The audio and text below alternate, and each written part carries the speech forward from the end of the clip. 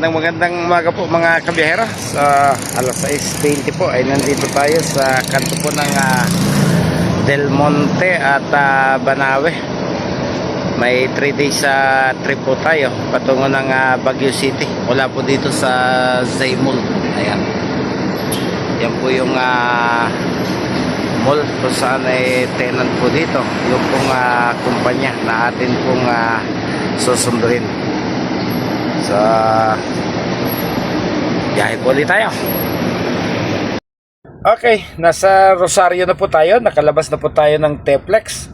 So hindi ko na po kinunan yung Inlex, hindi ko na po kinunan yung ACTEX, hindi ko na rin po kinunan yung kabuuan ng Teplex, dahil napakarami na po nating content na naipakikita po natin sa inyo yung pong 3 super highways na yon mga kabiyahero. So bago po tayo tuluyang umakyat ng Baguio, medyo mas mababa po dito ang presyo ng crudo, kaya nag-refuel po muna tayo dito mga kabiyahero. Tingnan nyo po yung presyo ng mga oil product natin mga kabiyahero. Ayan. Pansin nyo po ba? Yun ang patunay na hindi po stable yung presyo ng langis dito sa Pilipinas mga kabiyahero. Hindi permanente. Galaw ng galaw. Okay, nasa huling ahon na po tayo. Huling ahon na po na medyo matindi-tindi dito sa Marcos Highway mga kabiyahero. So pagdating po natin doon sa dulo na yon, yan po halos kabahayan na po at malapit na po tayo doon po sa downtown mismo ng City of Baguio mga kabiyahero. So medyo nahirapan po tayo mag-ahon dito. Hindi po tayo naging kampante kasi nga po hindi po yung regular na unit ko ang dala pag-akyat dito. At kapag ganito po katarik yung mga inaakyat, syempre nag-aalalay po tayo dahil hindi tayo pamilyar doon po sa sasakyang ito. Kaya mas maganda po talaga sa malalayong biyahe ay yung regular mong unit yung idadrive. Kaso tayo po ay na-dispatch na magmaneho ng coaster. So kahit kayang-kayang iahon, kinakailangan po nating alalayan para naman sa ganon hassle free yung ating pong magiging biyahe. Ayan, pati camera natin nawawala sa pwesto mga kabiyero. Wala po kasing cellphone holder itong ating dalang unit. At napaka-trabaho naman kung ipaglililipat ko pa po yung ating pong ginagamit na mga pang-ipit sa camera. So, tsagain na lang po natin na ganyan. Tanghali pa po pero medyo makulimlim po yung buong Baguio mga kabiyero. At mukhang nagbabanta po ng isang malakas na ulan.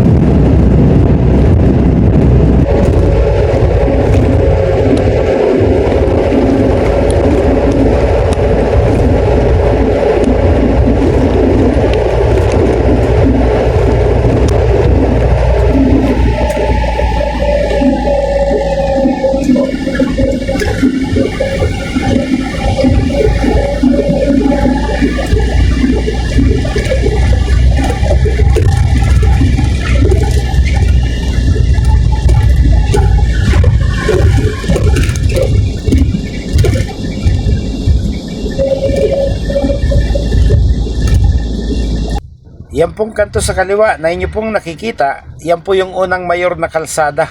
Yan po yung Ligarda, at kung inyo pong gagamitin yung kalsada na yan, yan po yung dire-diretso hanggang sa Nagilian, palusong ng La Union. At pwede rin po kayong dumiretso ng La Trinidad Benguet. At pwede rin po kayong dumiretso doon sa Bell Tower, so sa City Hall ng Baguio. So yan po yung isang alternatibong ruta na pwede po nating gamitin. Pwede rin naman po ninyong diretsuhin yan. Patungo naman po yan ng Camp Janhay at sa sentro po ng Baguio, pwede po kayong gumamit ng flyover na yan. So diyan po sa ating kanan, yan na po yung Baguio City Hospital. So tayo po iilalim. dahil kukunin po natin ay yung Quezon Street doon po sa gilid ng Burnham Park mga kabiyahero. Dahil yung pong ating pupuntahan, yung pong Fortune Restaurant, yan po ay nasa pagitan ng City Hall ng Baguio at ng Burnham Park mga kabiyahero. So doon po tayo magtutungo.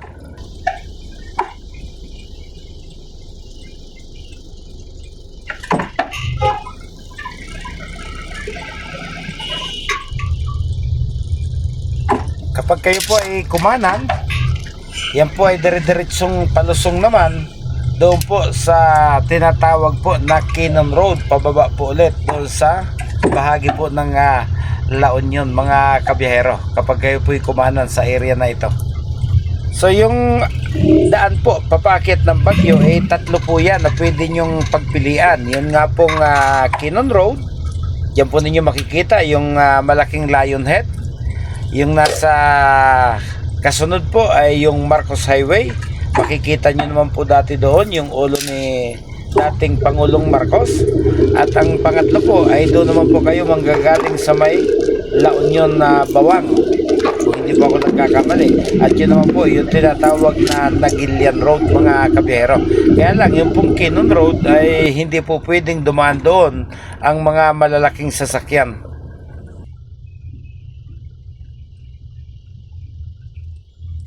Okay, nalampasan na po natin yung bahagyang traffic po doon sa ilalim ng flyover.